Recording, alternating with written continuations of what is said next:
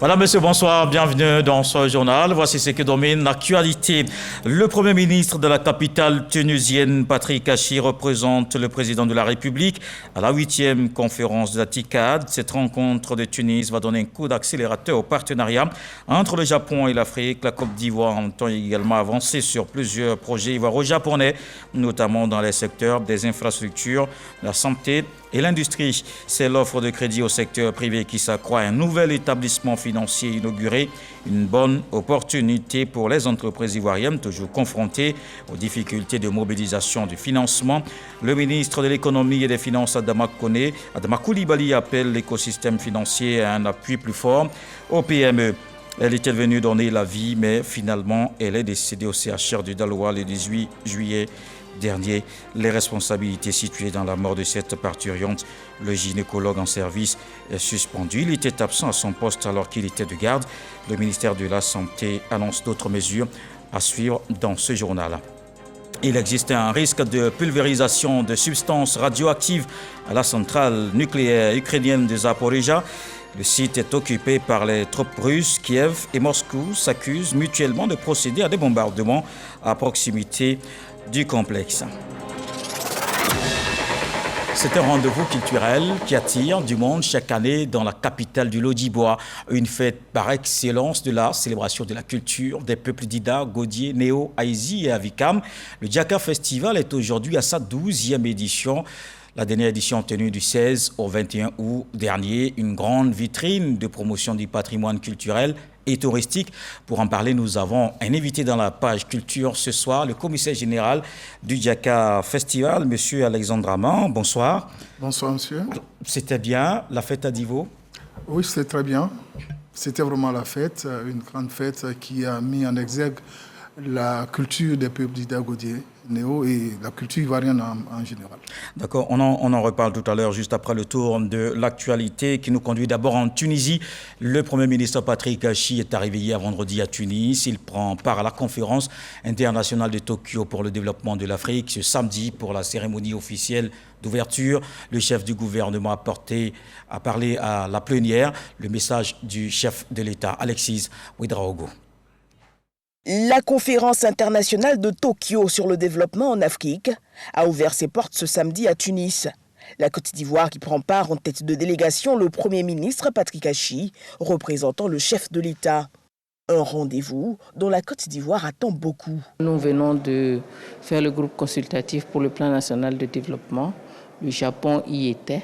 Ils attendaient justement cette occasion pour déployer leur stratégie, ou présenter leur stratégie en direction de l'Afrique. C'est fait. Les annonces sont connues.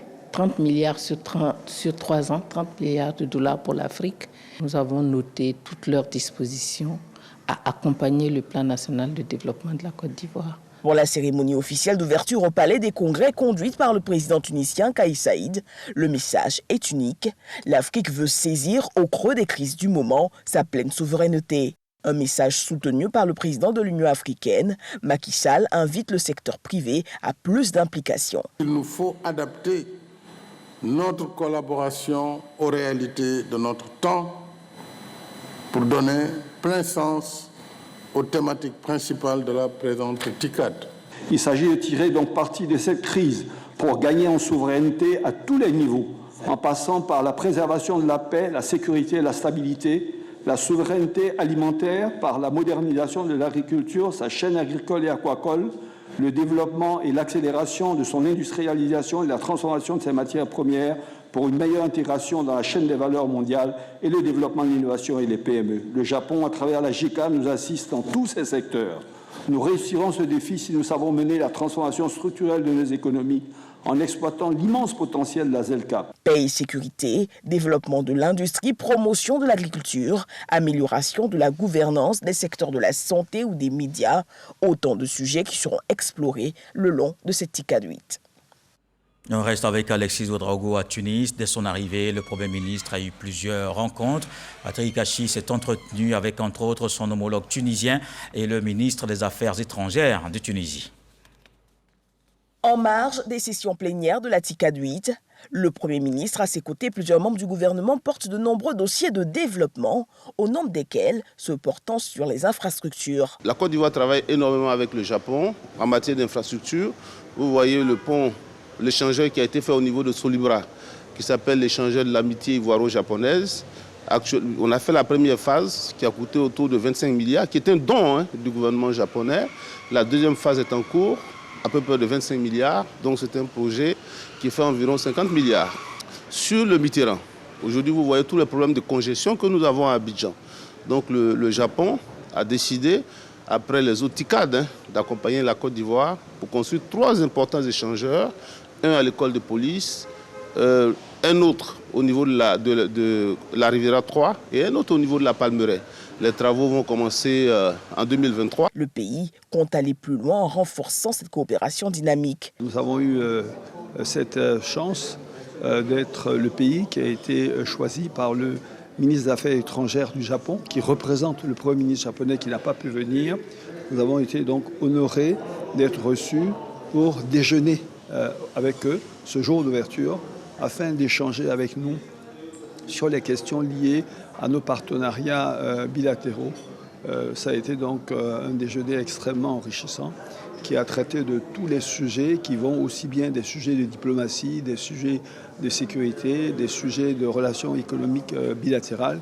Et nous sommes très heureux en tout cas de ces échanges-là et qui, nous l'espérons, donneront des résultats extrêmement fructueux. Autre rendez-vous important, celui avec le Premier ministre tunisien. Moi je regrette véritablement, et c'est ce que j'ai dit à Monsieur le Premier ministre, d'avoir raté 2 rendez-vous à Abidjan cette année. Nous attendons la prochaine réunion de la commission mixte tuniso-ivoirienne qui ne s'est pas réunie depuis 2016. Et là, nous avons beaucoup d'attentes, beaucoup de projets qui vont du sanitaire au textile. Vous voyez, on a des sujets passionnants, tout azimut, en passant par l'enseignement supérieur, par les entreprises, l'industrie pharmaceutique. C'était un rendez-vous, une réunion extrêmement passionnante et je suis sûre que nous allons faire de très belles choses les prochaines semaines. Prochaine semaine. Voilà. L'occasion pour Patrick Achi de saluer au nom du chef de l'État l'excellence des relations entre les deux pays. Et sur place ici, les élections sénatoriales et législatives partielles se tiennent dans 4 circonscriptions de la Côte d'Ivoire. Ils sont 12 candidats en compétition pour 10 pour les législatives et 2 pour le poste de sénateur dans le Haut-Sassandra. La campagne a démarré le vendredi 26 août à 0h et prend fin le jeudi 1er septembre à minuit. L'élection aura lieu le 3 septembre, le samedi donc. Et on parle de nouvelles opportunités de financement du secteur privé. Les entreprises ivoiriennes étant toujours confrontées aux difficultés de mobilisation de financement. Un nouvel établissement financier inauguré. Le ministre de l'Économie et des Finances, Adama Coulibaly, appelle le monde financier à un appui plus fort aux PME. Malgré le rôle moteur des PME dans l'économie nationale, l'accès au marché financier reste très limité. Ces PME rencontrent des difficultés à se faire financer auprès des banques commerciales, dont les motifs les plus récurrents sont l'exercice dans l'informel, la faiblesse de la capacité managériale des dirigeants, l'insuffisance des fonds propres et l'absence de garantie. Face à toutes ces contraintes, le crédit bail s'avère être un avantage important pour les entreprises qui recourent à ce moyen de financement alternatif. Les avantages pour nos entreprises résident dans l'absence d'apport personnel, la non-altération du niveau d'endettement et la déduction d'impôts sur le bénéfice des loyers. À cela s'ajoute la possibilité de négocier pour chaque élément constitutif du contrat de crédit bail, les escomptes d'effets, les cautions et les garanties de paiement. Il y a aussi la facturage qui permet d'optimiser la trésorerie en réduisant l'impact des délais de paiement.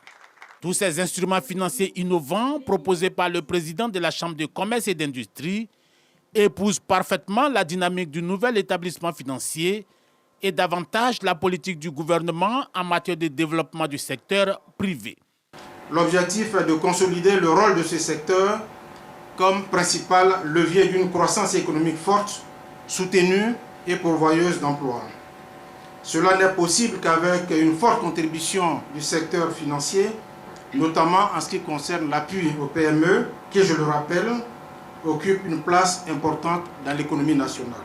Selon les prévisions de la stratégie nationale d'inclusion financière, le taux de cette contribution du monde du crédit au financement du secteur privé devrait tourner autour de 60% à l'horizon 2024.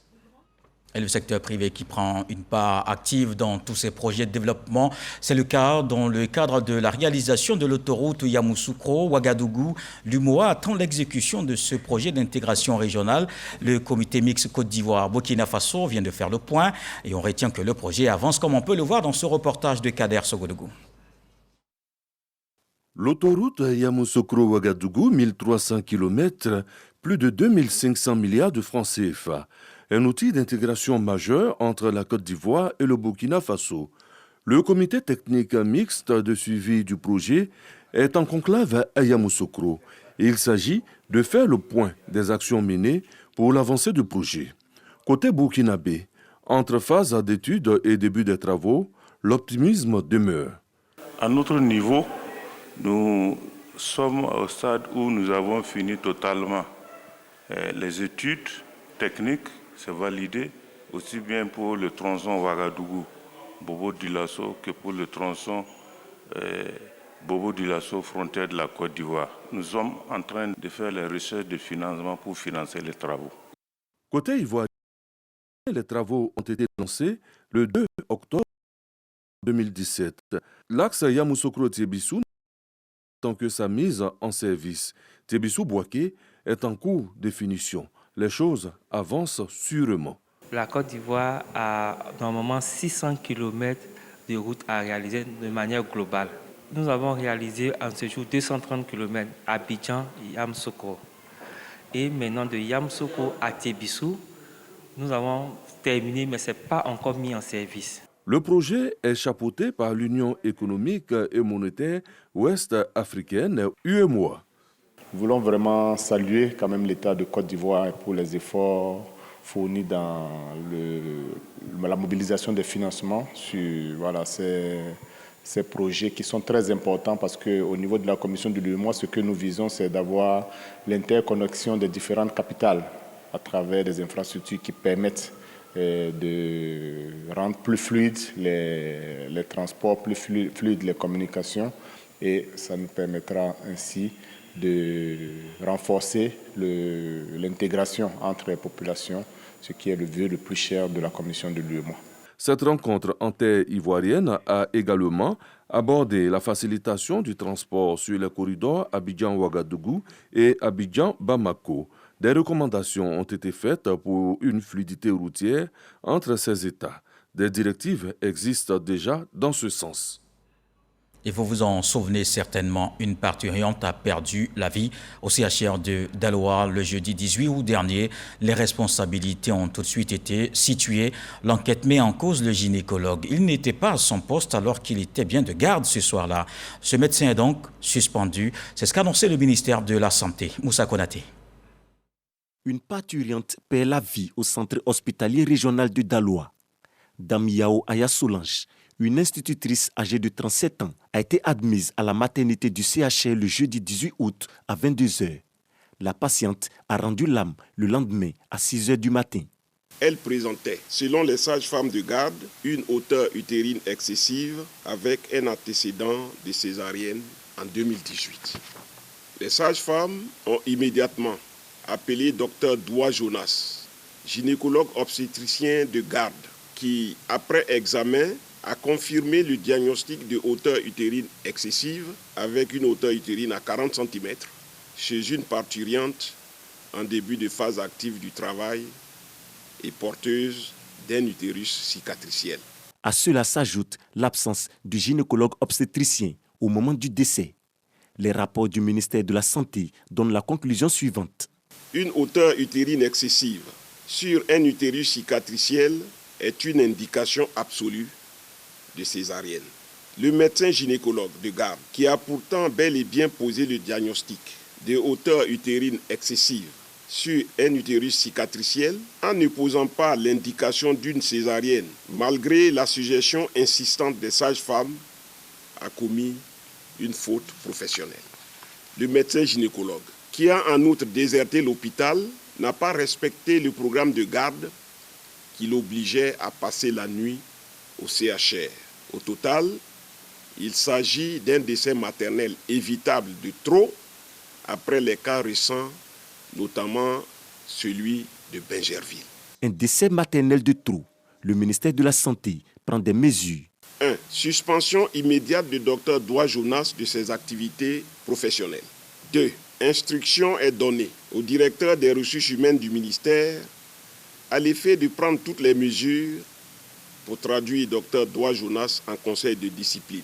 3. Saisine du Conseil national de l'ordre des médecins en vue de l'instruction du dossier. 4. Saisine de la Société de gynéco-obstétrique de Côte d'Ivoire, Sogossi, à l'effet de procéder à la sensibilisation de ses membres, à l'amélioration de leur comportement et à la prise de conscience de leurs responsabilités.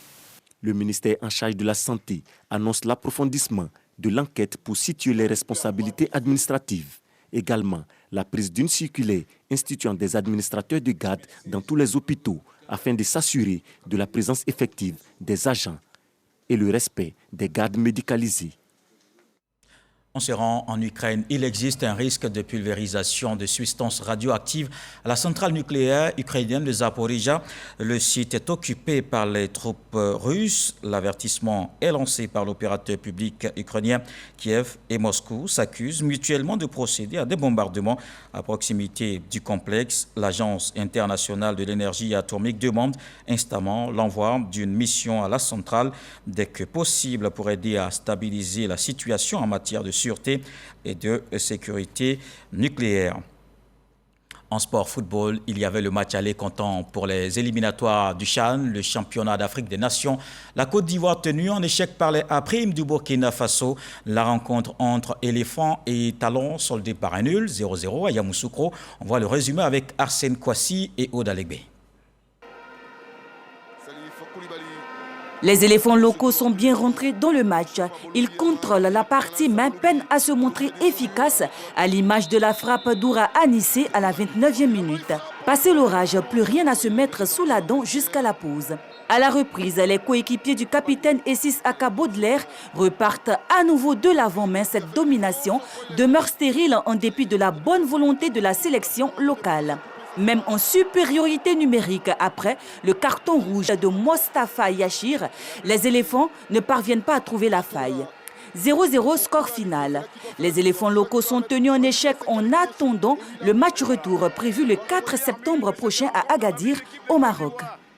Et autre chose dans l'actualité, vous le savez, les vacances scolaires se poursuivent encore quelques semaines avant la rentrée des classes. En attendant, les parents veillent à occuper sainement leurs enfants. Les vacanciers alternent divertissement et révision. Voici le reportage d'Evelyne Yoboué et Franck Quadio. Les vacances scolaires ne sont pas toujours de tout repos pour les parents. Occuper sainement les enfants, telle est leur préoccupation majeure. Études, ateliers culinaires, sorties détente, voici quelques-unes des activités qui meublent cette période de congé. J'occupe un peu les enfants, faire des petits ménages, à faire la cuisine, comme on dit, le ménage.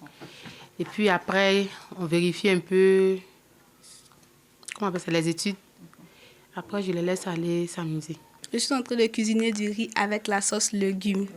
Souvent, maman nous apprend à faire la pizza, des crêpes, des gâteaux, des spaghettis. Et puis souvent, qu'elle goûte, elle dit c'est très bon et elle nous félicite. Coiffeuse, Tatiana est mère de 2 enfants. Pour elle, les vacances doivent être studieuses. Mes enfants peuvent passer toute une journée en train d'étudier. Cela les forme encore plus. Quand elles se réveillent, elles prennent leur petit déjeuner, elles vont au cours. Quand elles reviennent, elles font la sieste, soit elles regardent la télé. Et puis après, elles étudient.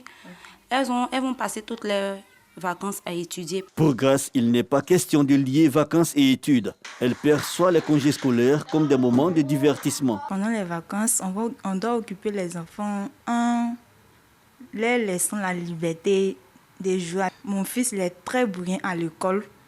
D'ailleurs, même les premiers de sa classe. Donc, je pense qu'en vacances, il doit se reposer, il doit s'épanouir, il doit libérer sa tête pour que la rentrée, il puisse se récupérer. En tout cas, il s'épanouit, mais il ne fait pas de cours de vacances. Nous rencontrons Dame Kouadio, institutrice, qui a mis à disposition de ses élèves un centre de loisirs pour les occuper sainement. Ils ont un temps pour étudier quand même.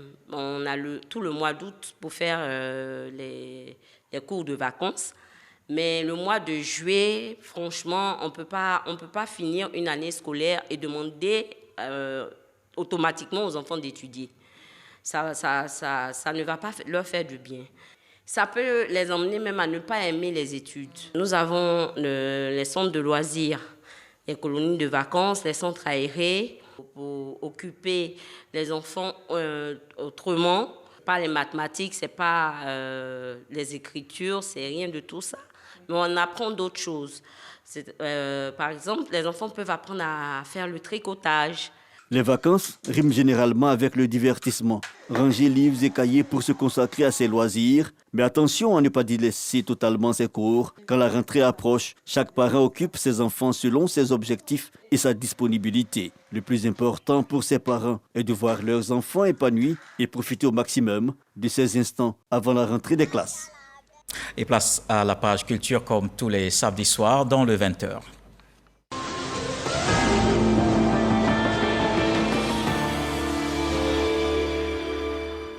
On démarre avec la Journée mondiale de la photographie célébrée en Côte d'Ivoire. Lumière sur Image, une association de photographes marque l'événement. Françoise Remarque, la ministre de la Culture, était à cette célébration. Les photographes ivoiriens qui se sont positivement démarqués par leur travail ont été honorés. Serge Pacom, Didi Seforazegui. Les photographes ivoiriens et exerçant en Côte d'Ivoire, honorés à l'occasion de la Journée mondiale de la photographie, célébrée chaque 19 août. Une initiative de l'association Lumière sur Image. C'est au total 10 photographes reporters qui sont repartis avec des trophées de la première édition de Lumière 7. Événementiel, documentaire, mode, institutionnel, sport studio, web, reportage sont les domaines dans lesquels les lauréats ont été sélectionnés. Nous nous réjouissons de ce prix. En 25 années de pratique photographique, en 25 années de partage d'expérience, j'ai jamais participé à un concours quelconque. Parce que pour moi et pour beaucoup d'entre nous, ce qui fait parler de vous, c'est votre travail. Je tiens à dire merci au nom de tous les récipiendaires qui sont ici. Une cérémonie de distinction rehaussée par la présence de la ministre de la Culture et de la Francophonie. Françoise Remarque encourage et félicite les lauréats, cela tout en suggérant aux acteurs de la photographie de s'organiser afin de professionnaliser ce secteur. Je souhaite que vous puissiez vous parler, vous soutenir, organiser des activités communes et d'autres individuelles. Vous êtes la culture. Et vous avez une chaîne de valeur puissante, on l'a vu tout à l'heure à travers les prix. Je pense qu'ensemble, vous pourrez démontrer la force de ce que représente cet art. Cette célébration de la photographie a bénéficié de l'appui de l'INSAC, a été également marquée par des masterclass de formation et d'échange d'expériences. Alors maintenant à Accra au Ghana, il se tenait la 2e université d'été organisée par ACPU Culture. Les acteurs formés sur le leadership et l'usage du numérique, ils sont exhortés à prendre en compte cette technologie. Les formateurs ont demandé surtout aux opérateurs économiques culturels d'être de véritables leaders dans la conduite de leurs projets. Issa Tchonayeo était notre envoyé spécial à Accra. La culture peut contribuer au développement économique des pays de la région. Une réalité prise en compte par des formateurs. La 2e université d'été du programme ACP UE Culture à Accra, au Ghana. Ils exhortent à cet effet des opérateurs culturels ouest-africains à utiliser les TIC. Chaque jour qu'on touche à notre smartphone, on enrichit Mark Zuckerberg. Et il faut que nous aussi, on ait cette intelligence. Et que dans notre métier, on commence à travailler avec le potentiel des autres, avec le marché des autres, avec l'intelligence des autres, avec l'argent des autres, avec le potentiel des autres. On l'a suffisamment fait avec nos potentiels.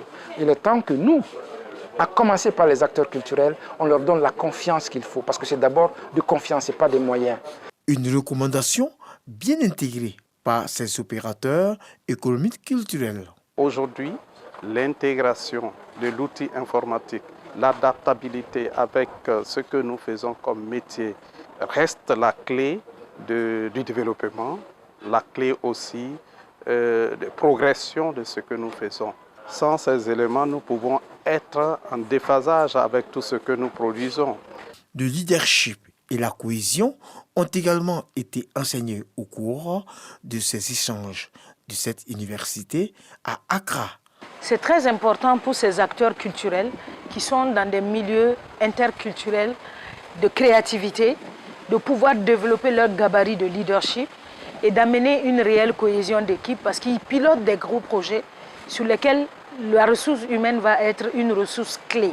Et donc il est important pour eux de pouvoir avoir ces clés-là pour amener leur projet à bien.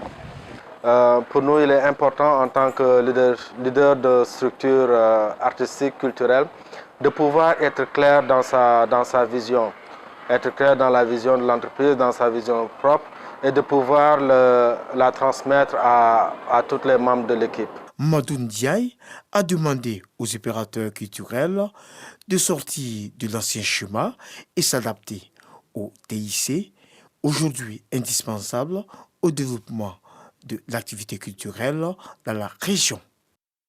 En littérature, la marche des Dames glorieuses sur Bassam, c'est la publication d'une œuvre écrite en français et en anglais. Elle retrace la marche historique des femmes avec en tête Marie Corée pour la libération des prisonniers politiques dans les années 1940. L'auteur nous transporte donc dans la résistance à l'époque coloniale. Patricia Omouetia nous parle de ce livre. Selon l'auteur, elles étaient environ 4000 femmes de toutes les nationalités. Elles ont affronté à main nue les forces réactionnaires armées de fusils pour libérer leurs époux. C'est ce devoir de mémoire de ce que l'on a appelé la marche des femmes de Bassam que vient de restituer et immortaliser l'historien Nandoua Akuzon dans un livre intitulé « La marche des Dames glorieuses sur Bassam ». L'œuvre, déclinée en français et en anglais, transporte le lecteur dans les années 45-50 de l'administration coloniale et comporte 92 pages, 46 en français et 46 en anglais. Voir des femmes, 4000 au total, se mobiliser pour le processus de décolonisation, c'est un événement capital. C'est une marche historique et glorieuse et il n'était pas normal qu'on laisse les choses pourries de si belle manière. Il faut revenir, il faut restaurer le mémoire, il faut restaurer l'histoire pour que les jeunes générations puissent s'en imprégner.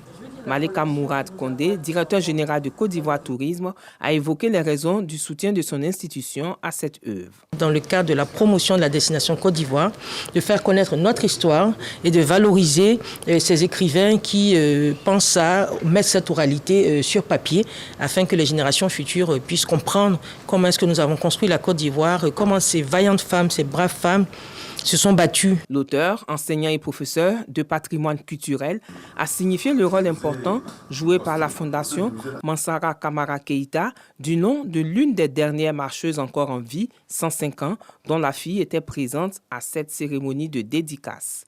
Nandoua Akuzon a indiqué que son œuvre est le fruit de 3 ans de témoignages recoupés. Ainsi, il a articulé son œuvre autour du contexte historique pour aboutir à l'impact de la marche et les perspectives en passant par un zoom sur les figures emblématiques de la marche. Et dans le centre du pays, on a refermé les portes sur le Festival international de la culture et les arts de Botro. Toutes les localités de la région de Gbeke étaient conviées à ce cadre de valorisation du patrimoine culturel, un moment de communion et de vivre ensemble. Le reportage de Franck Wadio. Stade de Saya, un quartier de la ville de Diabo. Les cantons Satiklan et Glo sont en fête. Et pour l'illustrer, la Dios, danse de réjouissance, mettant en exergue la beauté du pain tissé, accueille les autorités traditionnelles de Botro, de Diabo et de Languibono. Nous sommes à la 4e édition du Festival international de la culture et des arts de Botro FICAB, délocalisé. Le département de Botro, il y a 4 sous-préfectures. Languibono, Diabo, Kourououessou et Botro. Et donc nous voulons faire de cela un festival tournant pour que toutes les populations, là où elles se trouvent, puissent bénéficier des retombées de ce festival. Nous accueillons le FICAB aujourd'hui à Diabo. une joie immense, en ce sens que c'est un FICAP de réconciliation et de cohésion. À Diabo, en plus du savoir-faire en matière de costumes, de poterie, des peuples satiklan de Boto et Glo de Diabo Langibonou, ce sont un peu plus de 120 danses telles le Goli de Ben de Kwasiko qui sont en attraction. À cela s'ajoutent les prestations d'artistes traditionnels, modernes, ainsi que des jeux patrimoniaux. L'idée est de consolider le vivre ensemble entre peuples satiklan et Glo. C'est un symbole fort, c'est un appel pour dire que Diabo, Botro, Langibonou, c'est le même peuple. Donc un tel projet, on ne peut que non seulement encourager les initiateurs, les féliciter, mais en même temps les soutenir. Aujourd'hui, quand vous prenez un enfant, il ne sait pas parler le baoulé. Ce qui est grave, on ne peut pas se développer avec la mentalité et la langue des autres. C'est bon que nous puissions faire un retour en arrière, apprendre à nos enfants à parler nos langues, à leur apprendre nos habitudes, même culinaires. C'est extrêmement important. 3 jours durant, arcs lunaires et canons de beauté sont aussi visités. C'est l'expression d'une cohésion autour de la pérennisation de l'identité culturelle de ces 2 sous-groupes du peuple baouli, issus du centre du pays. Avec le FICAP, c'est la culture qui est à l'honneur, la culture du département. Merci à vous pour cette cohésion sociale au travers de ce festival qui rassemble tous les enfants du département de Botro. Le FICAB 5e édition aura lieu à Langibonou, une autre sous-préfecture du département de Botro, dans la région de Gbeke. Le Zaouli, dans sa forme originelle, est menacé de disparition. Et la situation interpelle. Un groupe de cadres du département de Zouenoula vient donc d'initier une caravane de promotion. Leurs actions visent évidemment à valoriser ce patrimoine culturel de l'UNESCO. On le voit avec Charles Tatou. Les initiatives se multiplient en faveur de la promotion de la danse aux Zawili. Une caravane initiée par les cadres sillonne quartiers et villages du département de Zouenoula. Au menu de cette caravane, prestations de danse Zawili, conférences et causeries débat sur les activités génératrices de revenus, facteur de l'implication des femmes et jeunes dans la valorisation du Zawili. Dans les dispositions pratiques et pertinentes de l'UNESCO, il y a des dispositions qu'on doit mettre en place, des activités qu'on doit mener. Et si ces activités ne sont pas menées, au-delà du 15 décembre 2024, il se pourrait que les Zaoulis puissent être retirés de cette liste-là. Nous avons demandé aux autorités décentralisées d'inscrire dans leur programme une ligne budgétaire pour la promotion des Zaoulis. Le Zaouli, dont il est question aujourd'hui, va attirer les touristes. Et cet afflux de touristes permettra aux femmes, à travers leurs activités, de pouvoir avoir de véritables retombées de leurs activités. Zaïsra, un des villages de la commune. Le Zawili en attraction marque le passage de la caravane. Des prestations de danse suivies d'une opération de plantine d'arbres. Nous devons vivre ensemble parce que nous devons voir le développement, nous devons penser à l'amélioration des conditions de vie de nos populations et que la violence ne résout pas le problème. Donc franchement, nous devons vivre ensemble pour une Côte d'Ivoire paisible. Il était question d'arbres qu'on prend pour confectionner les flûtes et les tam-tams qui étaient en train de disparaître. C'est pourquoi nous avons organisé ce matin un planting d'arbres. L'espace que nous venons de choisir, on va venir négocier avec la chefferie traditionnelle de Gaïsra pour le transformer en espace de Zaouli. Les actions de promotion s'étendront aux autres localités de la région de la Maraoué pour la sauvegarde du Zawili, une des valeurs culturelles du peuple Kouro. Et on retrouve notre invité de la page culture, le commissaire général du Diaka Festival, Alexandre Draman, la 12e édition. C'était du 16 au 21 août dernier. Alors d'abord, il faudrait qu'on revienne sur l'essence même de ce festival. Quel est l'intérêt pour vous d'avoir initié ce festival dans le Lodibois, précisément à Divo? Je vous remercie. Il faut dire que Diaka Festival, dans son essence, Diaka veut dire en Pida, la joie, le divertissement, la réjouissance, la dégresse qui tranche avec la tristesse et ses retrouvailles autour des funérailles. Il fallait trouver un cadre de retrouvailles festives, un cadre où les populations se retrouvaient autour de notre culture, autour des valeurs positives pour célébrer, donc, n'est-ce pas, tout ce qui était intelligence et savoir-faire des peuples d'Ida Godinéo. Et c'est ce qui a motivé donc la création de Diaka Festival.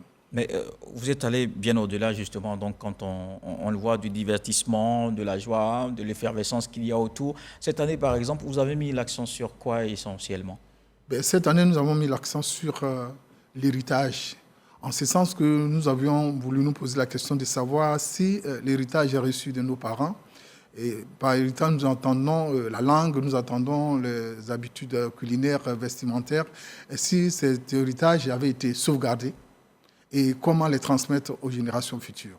En même temps, nous connaissons notre région comme étant une région forestière, comment nous pouvions contribuer à sauvegarder cette forêt. C'est ce qui a motivé donc un programme de planting d'arbres. Ensuite, la célébration de l'excellence, des exercices de langue, c'est-à-dire des traductions en langue, et des concours de cuisine et de beauté, et tout cela pour permettre que cet héritage soit ancré donc dans les générations futures. Alors, tous ces concours, c'est fait comme ça se faisait à l'époque? Effectivement, comme ça se faisait à l'époque, parce qu'il faut dire que de plus en plus la langue est en train de disparaître. Comment faire de sorte que ceux-là même qui ont encore ce savoir-là puissent le transmettre? Donc, il fallait poser des questions directes ou traduire directement des tests en DIDA devant les jeunes générations, de sorte que nous, du moins nous, les anciens, nous puissions permettre aux jeunes générations de parler nos langues. Mais en même temps, nous avons permis aux jeunes générations, aux jeunes filles, n'est-ce pas, de participer au concours culinaire et aux enfants de participer donc aux danses et à la traduction en langue. D'accord. On va donc voir les réalités du Djaka Festival en images avec Franck Quadio et on se retrouve.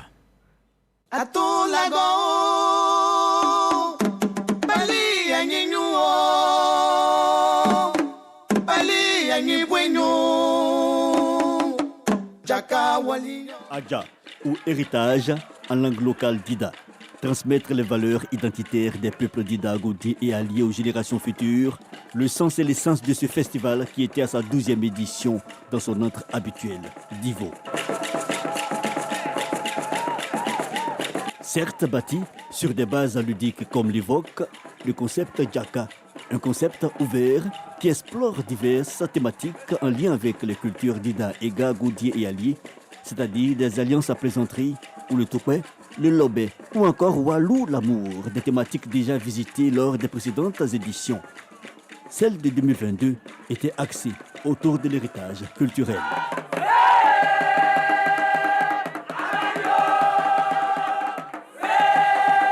Le commissaire général Drama Alessandra Johnsis entend par conséquent promouvoir la valorisation de la langue, mais aussi en faire l'inventaire et la promotion. De plus, au-delà des valeurs culturelles inclusives, le Djaka est aussi le partage. Et pour la seconde fois, l'artiste, chanteur, leader du groupe Magic System, Traoré Salif Diasalfo, accompagne le festival, cette fois en tant que parrain, à travers panels et conférences. À ses côtés, l'ensemble des forces vives et cadres de la région, dont le président du conseil régional, le général Joseph Diabli, et le maire ministre Amédée Kouakou représentés. Rappelons que l'édition 2021 de cette aventure culturelle, qui dure depuis 15 ans, portait sur la thématique du travail et de l'excellence.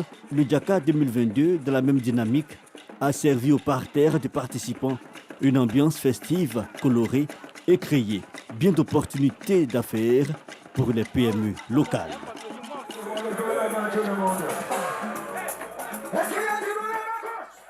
Alors, c'était un festival cette année qui a mis l'accent sur le brassage culturel. On a vu avec Franck Quadio tout à l'heure, parlant des alliances interethniques, mais surtout, il y avait cette famille qui est bien connue dans la région, la famille Yacouba Silla, que vous avez invité à ce festival cette année. Effectivement, pour nous, c'était une édition de l'intégration. Et autour de ce thème, il fallait célébrer et rendre hommage à une famille qui a contribué au développement de notre région, qui a contribué à faire des cadres, parce que la plupart des jeunes, des cadres d'aujourd'hui, sont passés par cette famille Yacouba Silla. Et c'était pour nous un honneur de recevoir cette famille et de la célébrer. Au-delà de cette famille, nous avons pu inviter cette année des communautés et des groupes de danse tels que des Peuls, des Moussi, et plusieurs groupes qui sont venus démontrer, n'est-ce pas, leur savoir-faire en matière culturelle. Mais en même temps, pour nous, c'est comme si c'était un rendez-vous du donner et du recevoir sur le plan culturel, parce que nous devons apprendre ce que les autres font, ce qu'ils ont comme richesse culturelle, mais nous aussi nous montrons à la face du monde ce que nous avons en matière culturelle. Et je crois que cette année, ça a été vraiment une bonne expérience en matière d'échange. Alors justement, en matière d'échange, on a ce promoteur de musique urbaine que cette année vous avez coopté comme parrain. Je parle d'Assalfo qu'on a vu dans les images. Évidemment, on le sait, très culturel, mais est-ce qu'il y a une explication sur le choix porté sur cet artiste international? Effectivement, c'est certes un commissaire général de FEMUA, d'un festival. Mais au-delà de cela, nous avons coopté donc cette personnalité parce que c'était un modèle de la réussite au niveau de la jeunesse. C'est un jeune qui est parti d'Anomabo aujourd'hui, qui sert d'exemple, qui est un modèle. Et pour nous, il fallait le faire venir chez nous pour qu'il puisse montrer à la jeunesse de chez nous comment il faut se mettre au travail avec la foi, avec la persévérance pour réussir dans la vie. Parce que nous voulons que la jeunesse de chez nous contribue au développement de notre région et de la Côte d'Ivoire. Au-delà, nous, en tant que festival, organisateur de festival, nous voulons apprendre auprès de lui comment est-ce que le FEMUA est devenu un festival international. Et pour nous, avoir avec nous Assalfo, c'est d'apprendre comment organiser Diaka de sorte qu'il puisse atteindre le niveau international. Donc c'était pour toutes ces raisons que nous avons convié donc notre invité et nous avons été satisfaits parce qu'au-delà de tout cela, il a permis à notre demande qu'une école soit réhabilitée, l'EPP Plateau soit réhabilitée par la Fondation Magic System. C'était vraiment formidable et je voudrais profiter du micro pour lui dire merci infiniment pour tout ce qu'elle a fait. Alors, l'un des éléments justement identifiants du Diaka, c'est le fameux pagne d'Ida qui est mis en exergue. D'ailleurs, on vous voit bien habillé dans cette tenue, mais disons que c'est différent quand même du pagne qu'on connaît habituellement, qu'on appelle le dapa. Expliquez-nous, c'est quoi la différence?